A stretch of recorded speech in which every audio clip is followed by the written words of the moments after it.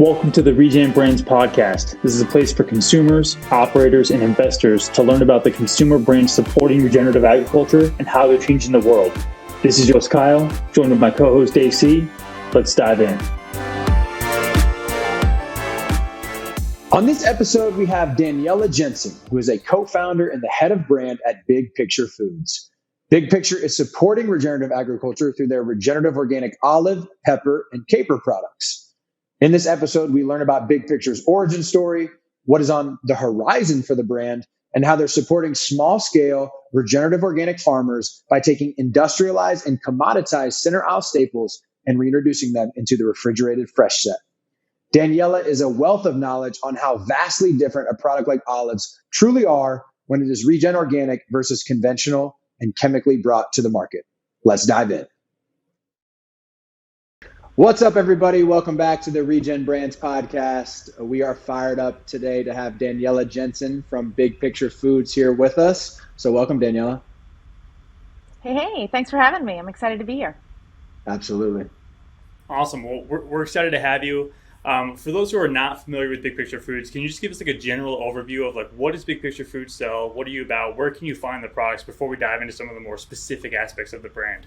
Definitely. So Big Picture takes center aisle staples, think olives, peppers, capers. We clean them up and we reintroduce them into the refrigerated fresh set. So we have a focus on organic. We've planted our flag in regenerative, really committed to nutrient quality, and all of our products are grown right and prepared clean. Love that. There's already like four things. There's so many things I already want to dive into there, but we'll hold off till we get further into the podcast. Sure. But that sounds really, really cool. What's your favorite SKU that you guys produce? Oh, that's such a hard question. That's like picking your favorite kid. Like on any given Except day. the olives can't hear you. Yeah, fair. Kalamata, you can't go wrong. Our new peppers, the red peppers, are phenomenal. I mean, they take something bland and basic, think like a frozen pizza or eggs, frittata, omelets, you name it, and they just elevate it to the next level. We have these amazing complex fermented flavors. And then capers. Some of the feedback that I love hearing from customers are like, wow, this is what a caper tastes like. Because so many times people eat capers and it's like salt, right? Yeah. I like them all. That's been a common refrain from a lot of the brands we've had, is just the consumer feedback on just the flavor experience of eating their product versus the exact same product that's grown and packaged in a different way. So we always love to hear that. Daniela, take us through maybe your personal background, Chris's story, your story, and how kind of Big Picture got started. Take us through all that. Sure. So this will be a little shock and awe for the visitors listening. My husband and I co-founded a company together. And for most people, that's like doomsday, right? That's like worst case scenario. You've done something really bad. Now you have to work with your husband. But we met in advertising, decades ago. We both started our career there and loved working together, and vowed one day that we would again. When we had kids, we both jumped ship. I went client side at Hasbro, and Chris took a job at UNFI. And it was really learning through him. He was, his story is pretty funny. When we came across this amazing granola, and we talked about taste a little bit, right? Everyone thinks about regenerative as being nutrient dense and better for the environment, but there is a direct correlation between how the food tastes. And, if you think about a tomato that was grown, you bought it at a farm stand, grown in nutrient-rich soil in the heat of August versus a hydroponic tomato in January. Like the taste, the texture, the color, all of it is different. So we came across this amazing artisan granola, and my husband was like, I am going to start a granola company. And I was like, cool, right on. Like, full support, do it. And he starting at like the core of natural foods, like the classic granola, wearing Birkenstocks, like 15 years ago. Go full bore. And he's like, this granola is unlike any granola I've ever had. We need to, and it was a small batch. Somebody was making it in their kitchen. We bought it at a farm stand, and he was like, we need to scale this. This is where it's at. So he wrote this business plan and started like talking to people about it. And someone suggested that he talk to someone that they knew at UNFI. And he goes in and he does his pitch, and, it's called Lucky Batch. It was all organic. It was this great, again, this is like pre the granola hype. Yeah. And the guy was like, Chris, cool story. I think you should maybe do this another day and instead come work for me. We have this role. So he came home and he was like, well, that conversation didn't go the way that I planned. And he offered him this opportunity to be the marketing director of their in-house brands. And he started there and worked his way up, and he became the president of Blue Marble, which is all of their in-house. That role, with 5 kids, he was in food and I was in toy, and we were like, okay, we've got our bases covered. Wow. But it was pretty funny because he would come home, and through his experience in food, our eating habits would change with the education that he was gaining, right? Neither one of us had experience in food. So I was learning through him. And, I remember him talking about sourcing organic maple syrup and how we could never, I grew up on Aunt Jemima, and he came home and he was like, we are never buying this type of syrup again. And I was like, Same. It's the label, isn't it? He's like, well, that too, but the ingredients are atrocious. And so, little by little, we started kind of getting a peek behind the curtain into the food system. And I feel so fortunate to have had that experience. In terms of my background, I've built brands of all shapes and sizes. I founded, scaled, and sold my own juvenile products company after I had our youngest daughter. So I've been really committed to finding these places where I'll give you a little bit of background on the company that I did previously. It was called Nuru. When I had Lila, who was our youngest, I got schooled on the benefits of skin-to-skin contact. And what I learned was that for a very long time, babies were being taken from mothers after delivery in the U.S. hospital system because they wanted to, when I say control, that's probably the wrong word, but they were looking for ways to measure outcome and make sure that this was to our medical standards, everything followed a process. And so when they would separate this very natural behavior of keeping mom and baby together, they started to see negative outcomes. And there was this nurse Susie in Bogota, Colombia, believe it or not. Yes. And she was working in a NICU.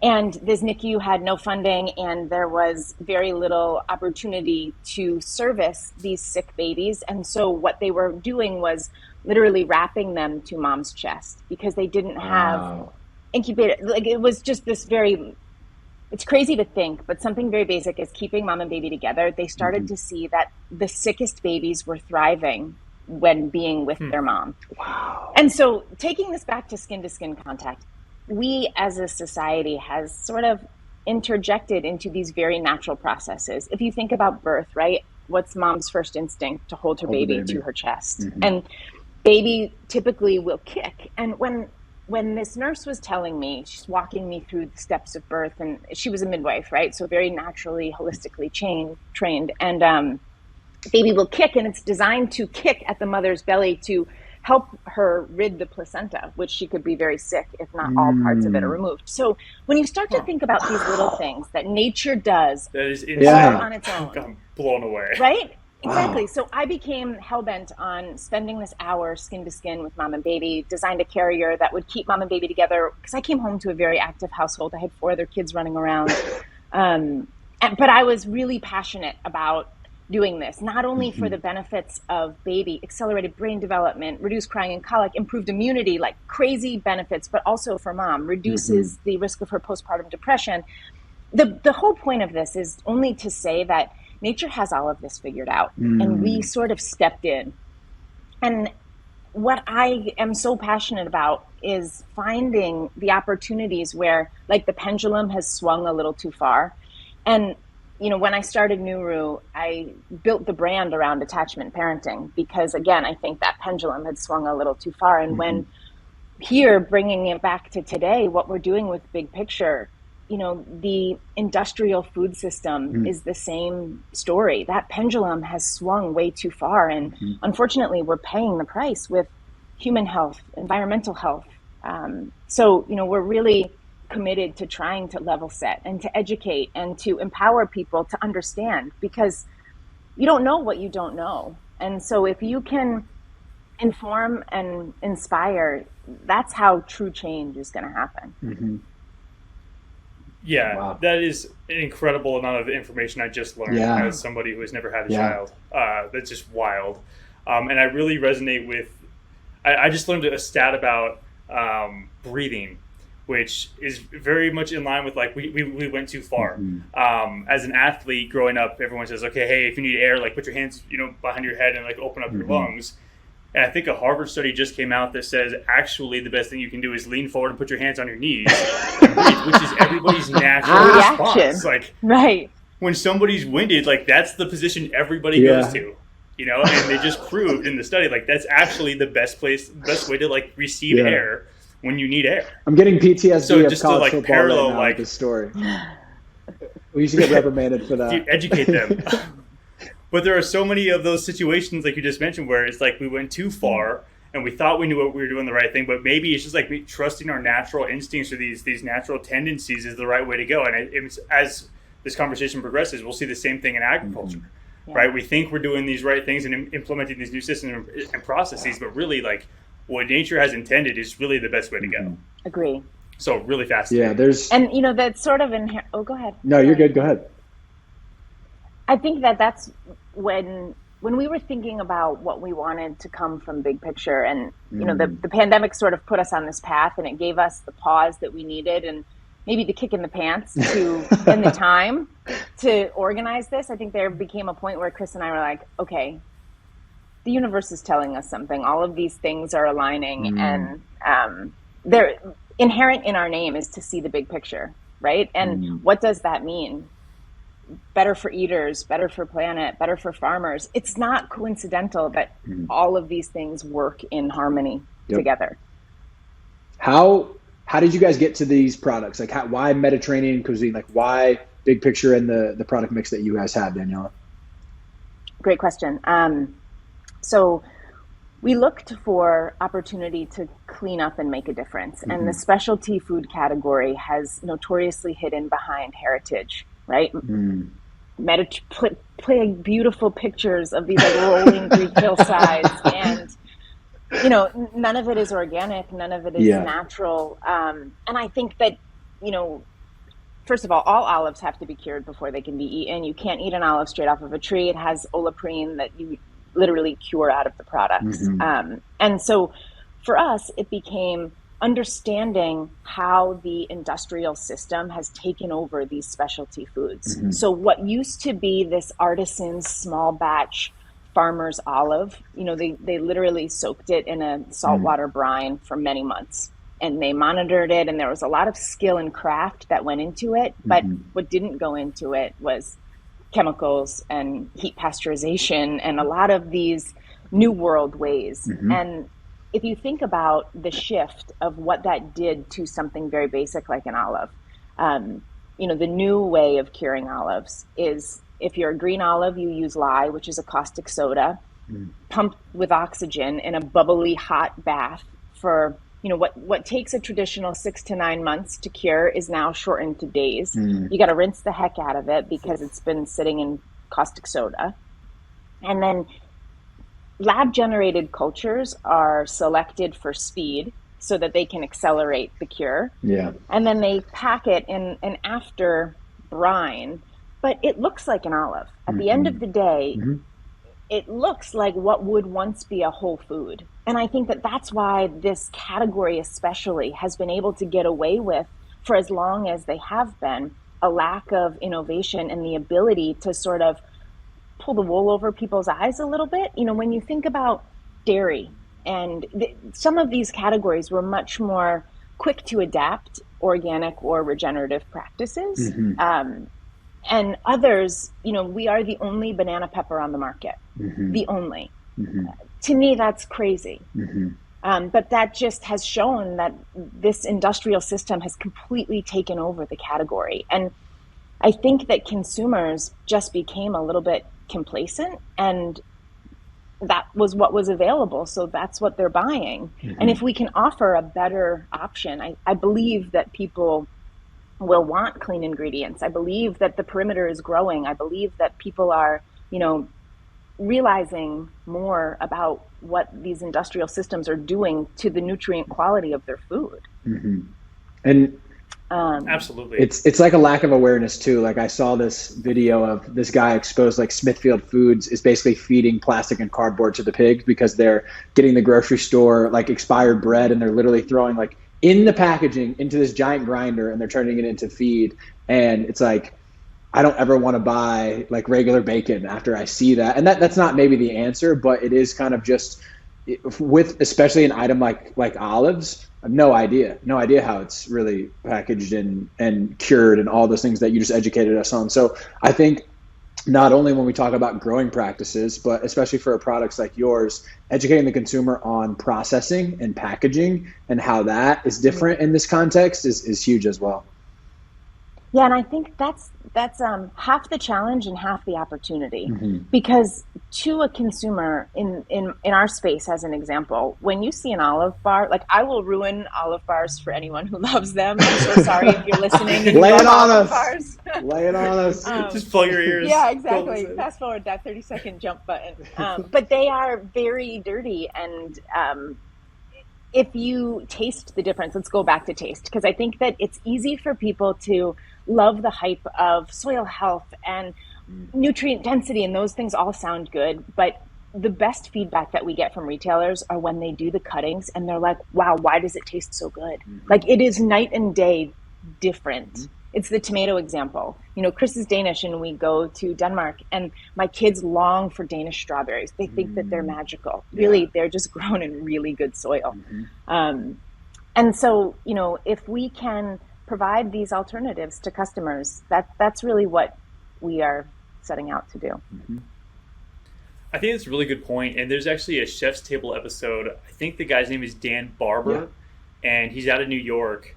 And he has gone so deep into taste that he has realized to get the best tasting produce and the best tasting meat, it's all about the soil health and what the plants and or animals are consuming, and that's what delivers the best taste. So to your point, it's not just the nutritional profile, it's not just soil health and climate, ecological benefits, but it really does improve the taste of the food. And for anybody who's interested, like, and who hasn't seen that episode, highly recommend it. It's really inspiring with that guy. He wrote a book that's also very famous. I think it's called The Third Plate. It's been sitting on my bookshelf for quite some time. I need to read it. But Dan's a big regen organic proponent. He's the man. That's awesome. I love hearing that. And, you know, when we think about like how people came to regenerative and listening to your stories on the original podcast, it's really fun. I think there's so many similarities about folks passionate about regen. And I don't remember if it was Anthony or Kyle. One of you said, like, my girlfriend can't stand dinner conversations because somehow they always end up to regenerative. Yeah. That's me. So that's definitely Chris and I too, for sure. Yeah. So we've found our people on this podcast, which is great. But totally. I think that's what we need, right? Like we need those conversations to keep happening, because like I just sort of unveiled a little bit about what goes on with specialty foods that you guys maybe didn't know. And I think we can all, by keeping this relevant in our conversations, that's how people are going to sort of naturally open their eyes to what's going on. Because nobody asked for this, right? Right. Right, and it's at least, I mean, we're all biased here. I think it's a fascinating thing to talk about. You know, everybody is interested in the taste of their food. You know, find me somebody who doesn't care what their food tastes like, and, you know, maybe somebody exists, but it's pretty rare. There's a growing amount of people who are concerned about climate and the nutrition that they're eating. So it's very, like, poignant right now. It's a very good time to be talking about regen because there's so much interest. But I want to steer the conversation a little bit towards, you know, you mentioned your product is unique in the category for these reasons that you have these really long, like, legitimate curing processes. And I'm curious, like, how do you tell that story to retailers, and how does that change the way that there's like your commercial strategy? Like how do they buy in, and how has support been so far when you have such a unique product that is generally shelf stable, that you're trying to get traction in and perishable? Like, what do those conversations look like? Yeah, great. They vary greatly between the education of the buyer. And sometimes, you know, you have a very committed buyer who knows the category, knows the space, understands that these products are grown and cured differently. And then sometimes you have a buyer who's like, oh, regenerative, that's when you use other ingredients, like upcycling, right?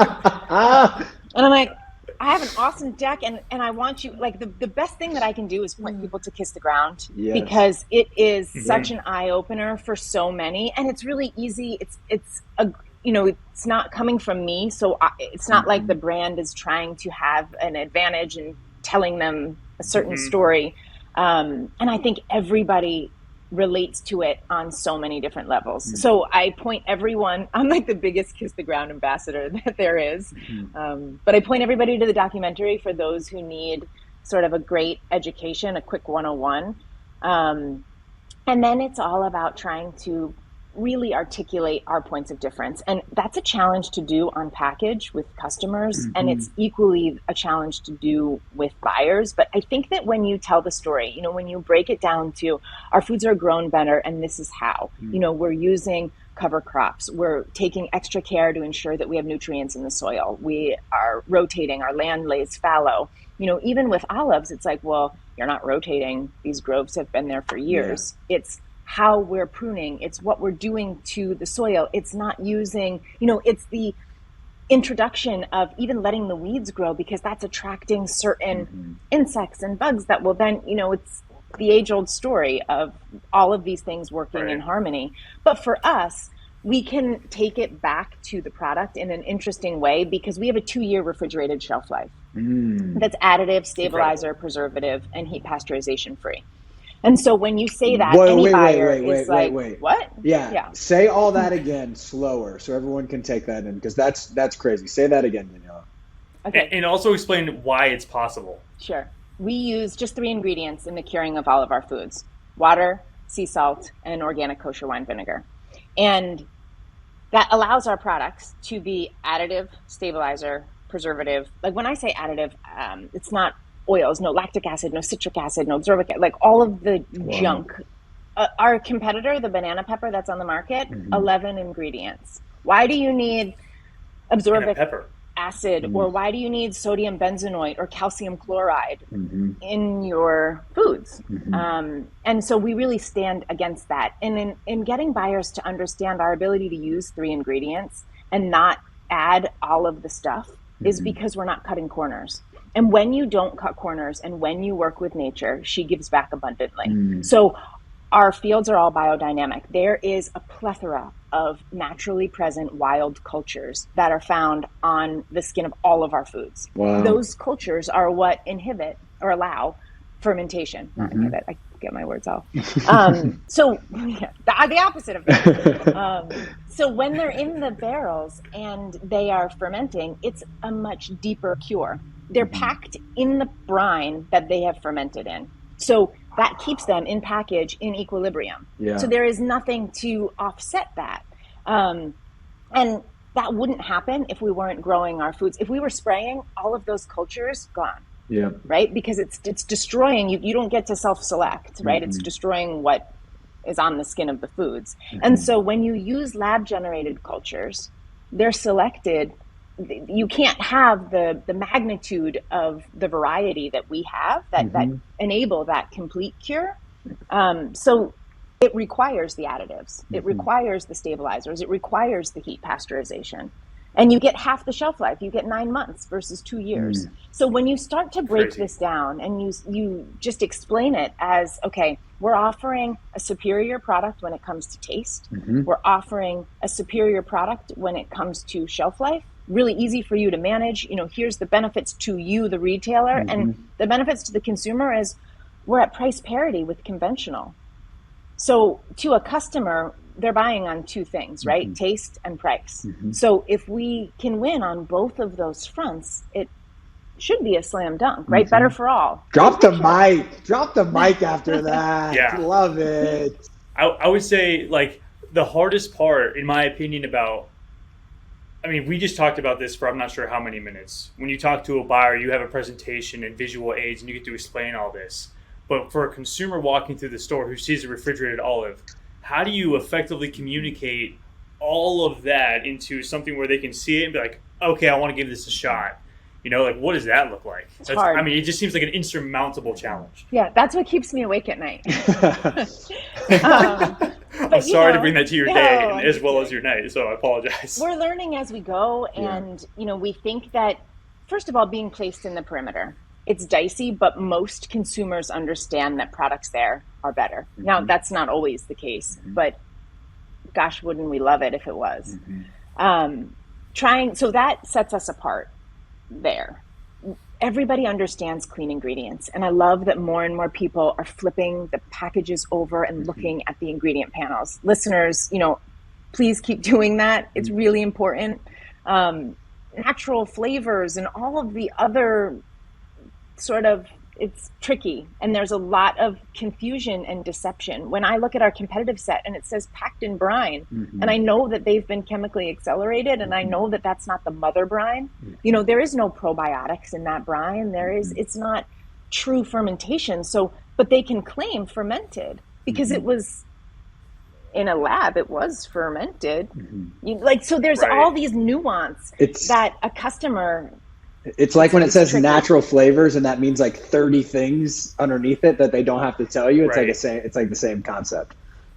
Yeah, but it's an important thing to discuss. It's rampant in like the meat industry as well. A cow can spend its entire life in Brazil, but if it's processed in a U.S. meat facility, it'll say like U.S. meat. Yeah, exactly, product of the USA. So it's crazy to me, and this is a really interesting point that we haven't discussed yet on this, but the regulatory bodies who regulate packaging messaging, to me, there's an opportunity to improve the transparency to alleviate some of this confusion that customers deal with, because they might look at a package and think like, oh, cool, this is brine too. I don't need to worry about refrigerating it, when really they're getting a sub-quality product. Yeah. It's hard. And I think the more we hear feedback from consumers and the more we understand purchase behavior and what's driving motivation, we'll just continue to iterate and hope that we get better with each go and sharpen that pencil. Like, we have to think about building these brands as a marathon and the long game. And, we're probably not going to get the packaging right the first time. And that's okay. Right? We're learning as we go, and, we're constantly iterating and constantly improving. And I think that should be the standard that we all hold ourselves to. And I think one observation, then two questions is, Kyle and I have amassed, I think, a pretty solid network in Regen CPG, hence why we wanted to do this podcast. But that's going to look different for Alex Ice Cream than it looks for Big Picture Food, than it looks for Alexander Family Farms, than it looks for Fortune Nature Meats. But I do think there's an opportunity for all the regenerative brands to kind of come together and say, hey, here's what's working, here's really what's resonating, here's really what's not, and kind of have a sharing session, really, that I think would be super beneficial. Two questions on kind of retail commercial track record. So tell us, like, what channels are you in, online, in store, where are you at, where can people find you? And then I'm super curious, how are retailers merchandising the product? Are they putting it in the hummus set? Are they putting it in the produce set? Like, where are they actually putting the product in store? Yeah. Okay. So first question. Well, let me respond to your comment, because I love the idea of the more that we can do together, right? Like, it takes a village. I'm here for all of it. Questions. I love the community of brands that are in this space and the willingness to help and propel one another. Yep. So yes, sign me up for that. But then second question was retail space. Yes. Did I lose my train of thought? Yeah. Cool. Retail distribution and merchandising locations. So we have a .com, bigpicturefoods.com. That is, little one. That is only to catch, we've gotten so many emails of like, I was at a wedding in, blah, blah, blah, and I bought your products there and I can't find them here. Yeah. And so that's really a catch-all. We're not doing much to promote there. It's a challenge for us in the refrigerated space to ship cold, especially in the summer months. But our focus is on growing retail. And so we started, we sold our first case in January of 2021 and built the business right off of the heels of the pandemic, which was a challenge in and of itself. To this day, most of our category, the olives, accoutrements category, is not up for review. So it's really trying to convince these buyers that you have something unique and different and that they should at least consider it. But we built the business in natural independence, mom and pops, NCGs, and these are the stores that understand what we're doing. Like this is our community. And then, you as you build and learn, you get to the 20 change stores, the Met Market, the Nuggets, the Town and Countries, and they too are committed to helping brands get that recognition. So it's awesome to find retailers, Jimbo's with their soil program. I know you guys always talk about them, but they're a great example of how to merchandise the product. So because we're refrigerated, depending on the store set, you'll see whether they have olive bars or not. Pandemic closed a lot of them, so people are placing product in those salad bars. That's what Sprouts is doing right now. But when we had this conversation with Jimbo's, they had, and what we constantly hear is refrigerated space is a premium, right? There's lots of brands vying for cold chain. And the beauty is the bulk of our competitive set does not require refrigeration. It sells better when refrigerated, but it doesn't need to be there.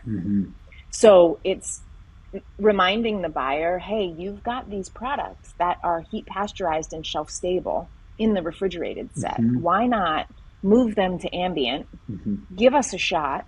And so that's what the conversation has been like. Whether we belong with specialty or whether we belong with fermented is, sort of yet to be proven. It really depends on the strategy of each of those sets within the store. Sometimes the fermented sets are very niche, and others they're more broad and they have pickles and krauts and, sometimes it's like just kimchi and the few other outliers there. So it's really store specific, but we're in probably 450, 500 points of distribution now. Nice. And working like heck to build and grow that. Love it. I imagine it creates some buyer confusion sometimes because like with some stores, they do want you in the hummus set and that might be a different buyer than like the olive person that buys like the center store olives. And so just dealing with all that, I'm sure is nice, fun challenge for y'all, but it sounds like you're doing well with it.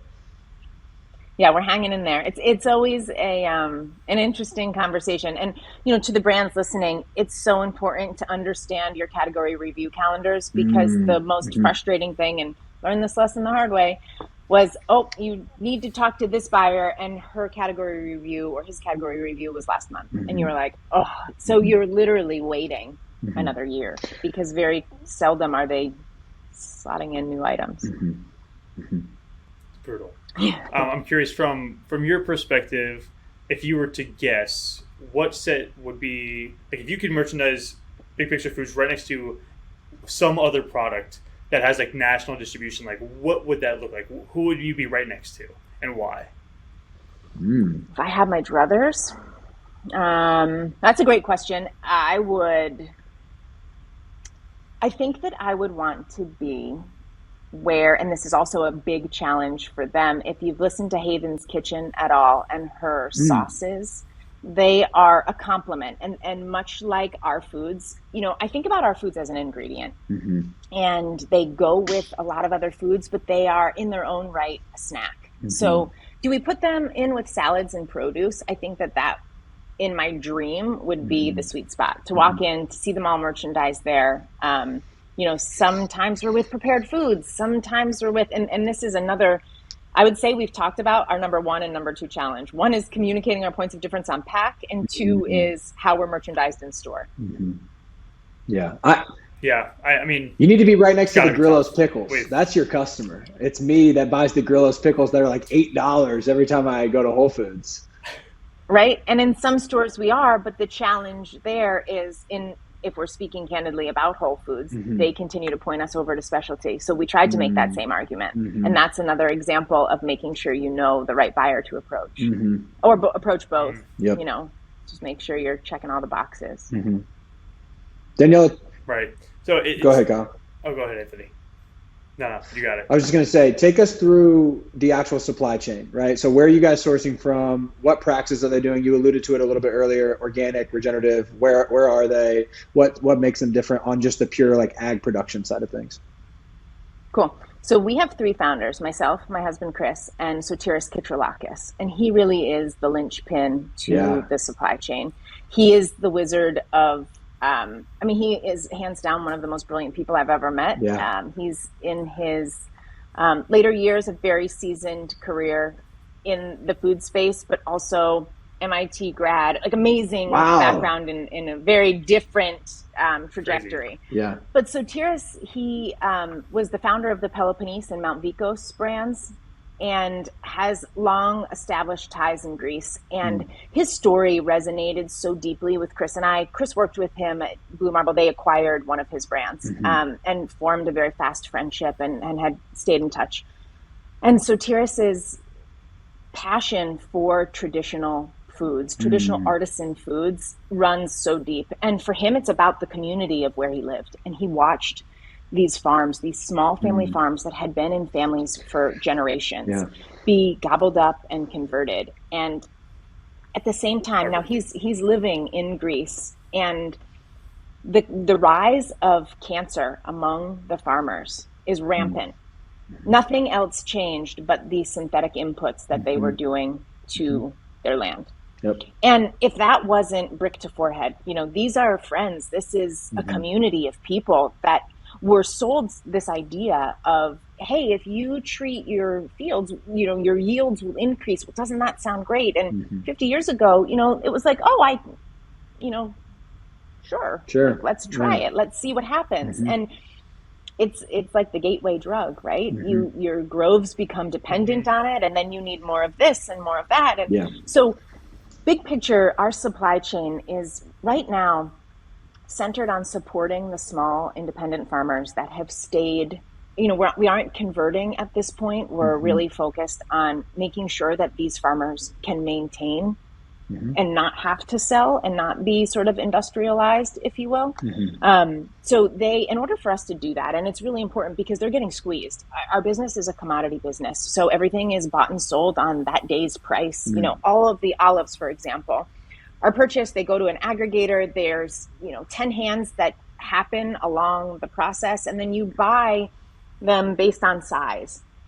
Okay, let's break that down for a minute, right? If you are a brand that's purchasing from a third party because you want large Kalamata olives, it's so easy to cut corners and for farmers to create large olives. First, they water the heck out of the soil and they pump it with nitrogen. That's going to create a fatter, plumper olive. It's not going to taste better. It's going to taste watery. Olives have olive oil in them, right? Like these no longer taste oily or that rich, yummy goodness that from an olive. They're bland, they're runny, So now you've degraded the quality and the integrity of the product by sort of changing your principles to cater to what the sales are, supply and demand, right? So back to what we do. We work direct with our farmers. So no middlemen, no sourcing.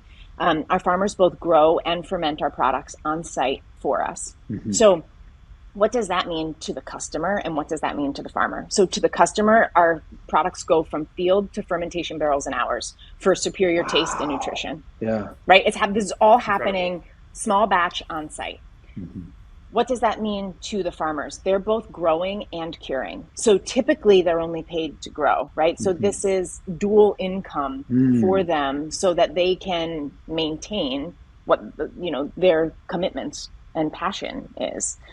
So that's a small way that we are supporting the farmers, but all of the items are then, so for 6 to 9 months, they will cure on site. When we talk, olives are a little bit different than peppers and capers. Olives have different growing practices purely because you're not rotating, you're not, there is no till, etc. But for us, we're using fava beans to replenish the nutrients back into the soil. That could, as we think about ways for brand extensions, that could become another component because it's integrated into our supply chain. So will there be future products from Big Picture with cover crops? We'll see. I love that concept, just for the record. So cool. And that's something one of our other guests, Heather Terry, was doing with Good Sam. And I think it's such a unique way to think about product innovation, to go into your supply chain, figure out what's going to make this the most nutrient-dense product, and then can we use that to stand up a new vertical or a new product type or pack type. Just really, really cool and admirable that you're doing that. Yeah, and to that end, we're also buying their full yield. And why is that important? A lot of times people will come in and say, I'm only buying, based by size or based by appearance or trait. And if you look at our packages, you buy our Kalamata, there's a variety of sizes that are in each pack, and they're natural products, right? So the taste is, it's unique and it's artisan. And I think I would rather have a product like that than open it and have everything be just, that's what the industry has done. We've uniformed everything. So, I think it's refreshing to see items that are holistic in that sense. This is the full crop. Yeah, I mean, as somebody who has tried Big Picture Foods, specifically the Kalamata olives, I remember, one, being surprised by the amount of variability in the pack, and two, it was almost like an adventure, like a choose-your-own adventure, because each olive does have a unique taste, texture, profile. And it was really fun to eat them. It was like, okay, what's this one going to taste like? Oh, what's this one going to taste like? And it's not like, chocolate and beef differences. Like, it's not that crazy, but there's like enough nuance and subtlety that you can really get some different profiles. And I thought it was like a really exciting way to eat olives. Agreed. And you mentioned before you consider them an ingredient. For me, it's just like pure snack. And once you open the pack, there's no chance it's going back in the fridge. It is so good. It's in-house. Yeah. So much like a natural wine, if you will, right? Wine connoisseurs will have a lot of discussion around the aroma of the wine or the terroir, which I had to Google what that means, if I'm being very honest. But it literally translates to taste of place. And it is from the soil, from the climate, from the region of which these foods were grown. And it's really cool to think that all of our foods, our capers, have a terroir to them. That is unique. And just as you said, like, there's these floral nodes, and it's like, oh, this one tastes a little different than that one. And it's like a choose your own adventure. Love that. We got to get way more focused on that in food. That's awesome. So going back to our supply chain. Oh, go ahead, Kyle. No, I was just agreeing. Going back just to feeling enthusiastic about all of it. Wishing I had some with me. The only, a little bit. That's the only problem with a virtual recorded podcast with 3 people. Everyone is just so excited. You just talk over each other, but that's okay. It happens. Story of my life too, though. We were talking about supply chain, and I lost my train of thought. You got 5 kids. You deal with this every day, Daniela. Oh man. How old are all the kids? We have 3 that, 2 are in college, 1 is nearing college, and our 2 littles are home. Wow. So 10 and 13 are my youngest. Wow, you're doing the thing. It's like organized chaos.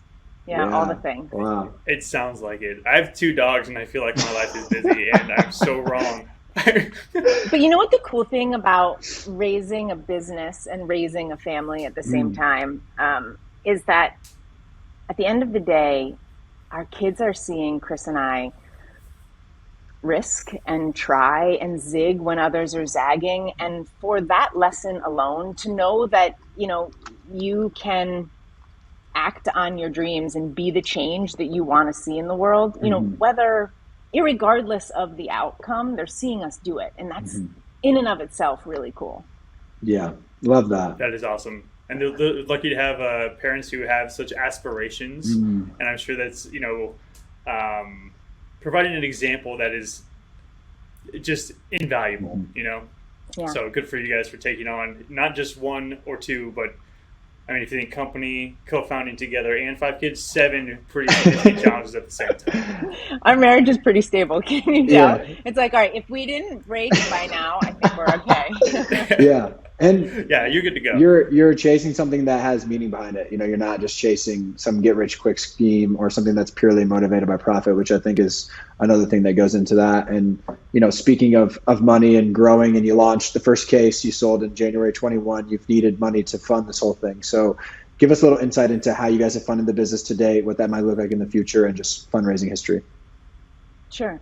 This is my most challenging subject to speak on because as a founder, right, you're focused on building the brand and scaling the business. And, when I got into this, I had always had the benefit of oftentimes having a budget to work with. And, when it's your own company and you're trying to figure all of this out, it's like, so we've been fortunate to be self-funded up to this point. We have had friends and family seed dollars and have really bootstrapped. I mean, I think that that's evident in our marketing, and the website was built by yours truly right now. But well done. Hey, yeah, it looks good. We'll all get there someday. But I think that for us, it's really taking on the right investment. And I've seen this go wrong in previous careers and different iterations. And it's really important for Big Picture to make sure that we are bringing in partners that are A, strategically adding value, not just bringing capital, and B, are committed to the mission. Because like I said, we're in it for the long game. This isn't a sprint. And I think it's really important for brands that are trying to change the food system to have partners that are committed to that mission. I see it all too often. I'm sure you guys do too, that these mission-driven brands get VC funding, and they are really the mission becomes marketing. Handcuffed. And for sure. So we hope that we have a long enough runway now that it buys us some time to find the right partners. But when you're building and scaling, fundraising is a full-time job. So it's like, who never has ends time either for those conversations in the day that is, jammed. But definitely a priority for the coming years, and something that we're certainly thinking about. Yeah, that makes a lot of sense. And I feel like, you hit the nail on the head with finding the right partners. And it's one of the recurring themes that we have. We've done 7 episodes now. And it's been really fun to see the trends and the themes that continue to pop up in each episode. And one term you keep using is like the long play. Like you're in this for the long haul. You're trying to build like an actual business that's going to have a positive impact for years to come, rather than like a turn and burn VC capitalized flip it and bail, which has been like the common theme, at least in my 10-year career in natural foods. And it's really cool to see. And it's also, I mean, you're talking about the challenges, right? Of building a brand with a different mentality, to really think like we're trying to build a business that's going to last and it's going to make an impact, rather than just trying to like Anthony was talking about earlier, just make a buck and get out. And it feels to me, as somebody who hasn't done this myself, but just spoken to numerous founders, like it is significantly harder to do. So just want to commend you and the others who are taking this on to try to make positive change, that it's inspiring. So really, really cool. To the people who get it, right? To the buyers, to the consumers, to our like-minded friends, you don't realize the risk that is associated with it. And Sharon from Alexander, she gave me this. It was like the nugget that I needed on the day that I needed it. And, we were talking about how they built Alexander, and she was like, Daniela, we literally bet the farm. And when you think about, there is no advancement without risk, right? And we're all risking at some component. And I think that that's where true change is going to come from. So if brands like us can hold on, right? If we can get our retail partners to understand that we don't have these deep marketing pockets, and that, we're doing everything to pass the price on to the consumer. One thing that breaks my heart is that we've got a great margin. And sometimes I feel like the brand gets beat up a little bit because it is regenerative organic, and because that means premium, that they'll charge $1 more for it. So now they're making in the 60s on it. And you're like, your velocity would be so much better if you could keep it at $5.99. Right. So it's a challenge. We have no control over that. Right. That's really tough. And I just want to empathize with that position. I work in sales in the natural food industry, and there is a ton of pressure right now on brands to invest deeper in EDLPs to reduce everyday prices, or to go deeper on promotional ads and spends, because retailers are very cautious of the inflation that's going on right now. And their expectation is that they want the brands to foot the bill to keep prices low, which is difficult for anybody to do. We all have budgets that we have to work with, but to circle back to what we were talking about earlier, it's even harder for small startup, regenerative brands who are trying to go with the long play and not venture capitalize and don't have a ton of funding. Like, those deep pockets, I think a lot of retailers these days assume everybody's funded, everybody's got deep pockets, they're trying to get their piece of the pie. And that's just not the case anymore, especially for the brands who are trying to do it right. Yeah, and I think that, for a retailer, I understand inflation and I understand that everyone's costs are rising. We haven't had a price change. And so, it's reminding them that, hey, we didn't increase our prices last year and we're really working hard to bring better food to more people. If organic and regenerative is more expensive, it's sort of the wet blanket that's on everything, right? Like, we need the scale. We need everyone to be eating these foods, not just this select group of people that can afford this premium item. So how do we, flip the script on that is something that we're working through. Yeah, it's a really great point, and I think you're spot on. Like, we need mass adoption here. So to be hyper premium in a category, it creates like a barrier for those who want to try to support this and literally can't afford to. But I want to talk a little bit about, let's pivot towards like the future. You mentioned a potential product innovation like the legume category to complement the regenerative olive efforts at the production level. Are there any other potential like new item innovations or other initiatives that Big Picture Foods is going to be taking, maybe next year, or, where do you see yourself in 5 years? What does the future look like? Yeah. For us right now, we need staffing and support. We are a small and mighty team that's wearing many hats. And again, this gets tied into the investment conversation. And I think that we have a bunch of irons in the fire in terms of new product development. It's understanding when to pull those levers. And, we're kind of watching the category. And I think that for us, you can rest assured that everything Big Picture does will be regenerative organic. I think that there's a variety of things that we can do, whether it's cover crops or repurposing our brines or new item introductions that fit within the specialty accoutrement space. Think about items that you would see on a grazing board, or I think that sky is the limit, and we built the brand broad enough to be able to have that freedom and that flexibility to not just kind of be this niche specialty item, but can really carve out and be about regenerative organic. You think about what 365 has done as an example, or some of these bigger brands that cross categories. I think that customers are more willing. Siete, great example of a brand that they're in every aisle now. And good for them, So I love seeing that from the category and people going both deep and broad. Yeah, I think it's a great call. And I think what Siete has done so well is they have a really foundational why. And they have a very unique selling point compared to the competition, where they're not using high PUFA seed oils.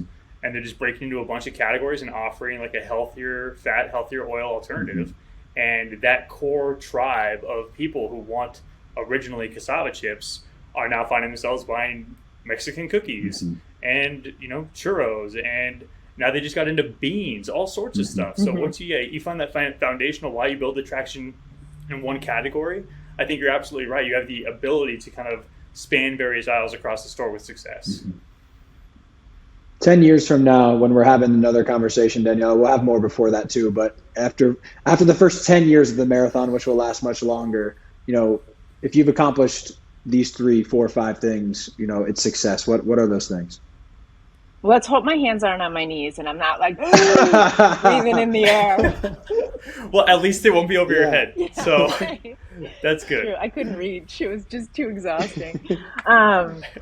Let's see. I hope that we can generate the volume and be creating more change. So one of the things, we talked a lot about nutrient density of our foods, right? And we've talked about how we both grow and cure them. One thing that we haven't touched on is the environmental impact of Big Picture. And there are some amazing studies on our groves in Greece, the EU climate study that talks about a conventional olive grove releases 1/3 of a ton of carbon per acre annually, versus a regenerative organic olive grove that sequesters a ton of carbon. So every acre of our groves, we're sequestering a ton of carbon, and we're on target for 20 tons of carbon this year.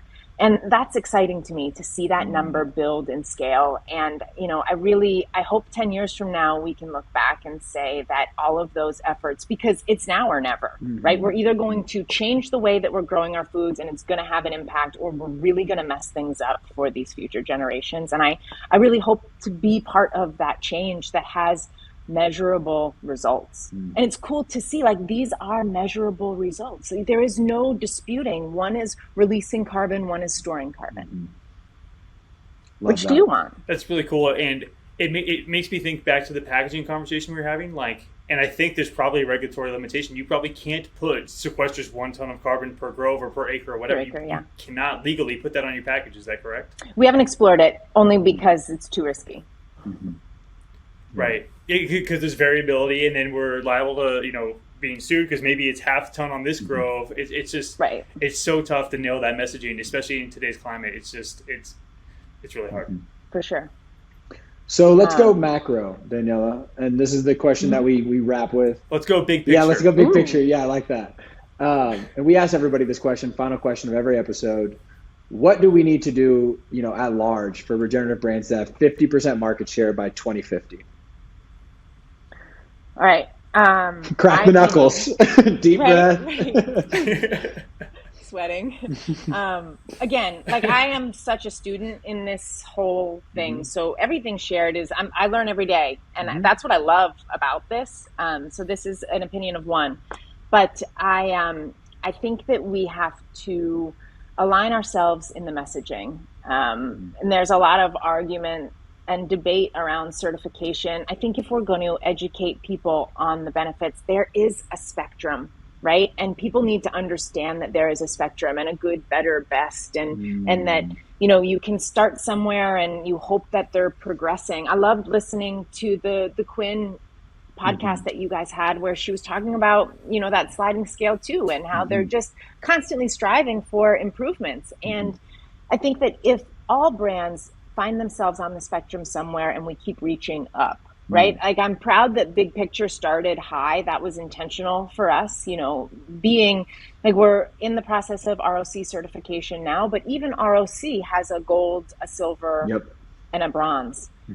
So, I think that if we can understand as an industry how to speak to consumers about regenerative so that they deeply understand the benefits. But in order to do that, we have to peel back the curtain on the deception that's going on, because otherwise it all sounds the same. People tune out. I've heard this before. I don't know. Is oat milk good? Is it not good? Do we, is almonds using too much water? I don't know. So, it's we need to band together and try to find ways to educate and inform, and not sort of, I think that there's a community impact that has to happen, and it needs to start by conversations like this, by people who believe in what they're doing and the greater good of what this will do for all, and continue to elevate it. If we don't do that well, we're kind of all we need to row in unison, fast and together to get ahead of this tidal wave that's coming. And it's not doom and gloom, right? This is the beauty of regenerative. My mom and I have this conversation all the time. She tries to tell me, well, you ate Cheerios. I know, Mom, but and you ain't my dead. Cheerios were different than what's in today's Cheerios. I promise. And the latest is and now it's just fun. I just send her stuff that I see on social media, or these great comparisons like this or that or whatever. And the latest one that I sent her was glyphosates in peanut butter. And we buy organic peanut butter at home, and she's like, Skippy all the way. We'll never. She's their most loyal customer, and all other peanut butter tastes terrible. Yeah. And she's like, I just can't do it. It sticks to the roof of your mouth. Tastes bad. It's hard. They got the oil. She's going on. Yeah. Mom, not all peanut. And she's like, Dad sent me a study that talks about how much peanut butter you would need to eat in order for that to have an adverse impact. And the point. This is a great. Took me a little bit to get full circle on this, but the point is, people think about it it's just peanuts that have glyphosate in it. Well, it's the water we're drinking. It is in all of our foods, in our environment. Big picture, You know, we need to kind of look at this holistically to think and understand that it isn't just these little things that one person may or may not latch onto. So I think a societal shift has to happen. Europe, you know, these olives in Europe, the industrial olives, they laugh at them. Literally, they're like, we send those to the US. We don't eat those. You know, they eat farmers' olives. They eat the natural. They literally scoff at the processes and the practices that we as US consumers, even what's acceptable in our food system versus European culture, is night and day different. So I think we need to, as a society, think differently. And once people start waking up to that, you're going to see regen being the only solution. Heck yeah. Yeah. Great way to wrap it up. I love it. This was awesome, super informative, super great conversation, Daniela. Thank you so much. Where can folks find more information on Big Picture? Where should we send them? Head to our website.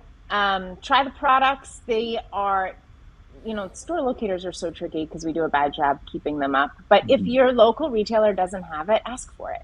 You know, we'll find a way. Shoot me a note. Let me know that you want them here or there or everywhere, and I'll do my best. But let's all keep having these conversations.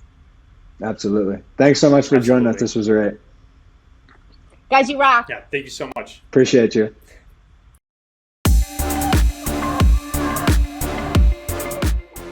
For show notes and more information on our guests and what we discuss on the show, check out our website, regen-brands.com.